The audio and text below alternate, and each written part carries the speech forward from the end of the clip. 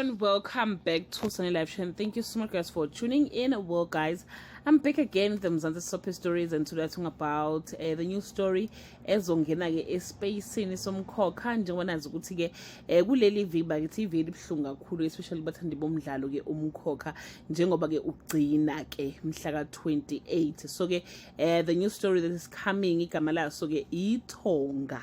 It's about ama-twins aphila ke impilo ke ezingafani.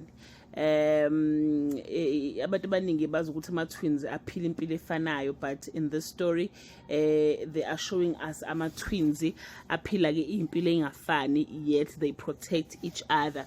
Le lokhunjana ke le cast ke ama-twins ke izobe ke idlalwa ke uBonkokhoza abaningi bethu ke bamaze kakhulu laphana ke with the wife oyekade umyeni kaMahlomo. I think umqhele, if I'm not mistaken. Yeah guys, so uzodlala ke ama-character awu-2, uSanele noBanele. Omunye uStoti, omunye ke uphila impilo ke e-right. Bese kuba ke amanye ama-cast members sizobona ke uNelsi Wesibiya. Ukhona laphana futhi kwi-e.tv, siphinde simkhumbule futhi laphana kumkhokho bekakhona futhi nakhona, kodwa kakhulu saqala ukumbona njengodoctor kwi-Durban Gen. Bese kuba ke u-Ayanda Borotho guys wayekhona kwiSibaya. Ukhona laphana futhi ke kuSibongile and the Dlaminis. So ke uzodlala ke manje kulomdlalo ke ozoreplace ke umkhokha. So yeah guys, we are looking forward to see ukuthi kahle yini labafuna usikhombisa yona. Umdlalo ke lo ubhalwe ke iChedza Pictures, if I'm not mistaken. Chedza Pictures guys yabhala ke imidlalo enjengo The River, yaphinde yabhala ke The River yenza kahle kakhulu, I don't want to lie.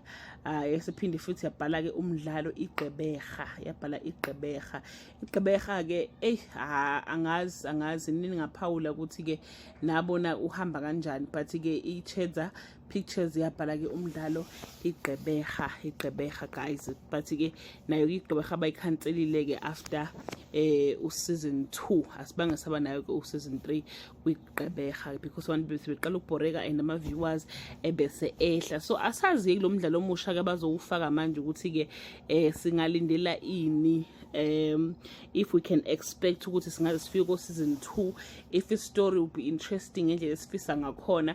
But abantu abaningi basestakhe kumkhokha bathi bona shem bebesawuthanda umkhokha futhi bebefise ngazi ukuthi ke ungaqhubeka. So angazi ukuthi uthini ke umbono wakho ke ngale ndaba, but ke wama characters ke ama main characters lawa ke yena uBonko, bese kuba uNelsi Wesibiya, bese kuba ke uAyanda ke Borotho kanye nabanye ke abanye bakhona ke kulomdlalo. So guys, yeah, from the 3rd of March next week sisibuka ke iThonga ngo 8:30 Monday to Friday. That brings us to the end of this video. Do leave your comment below and share your opinion. Bye.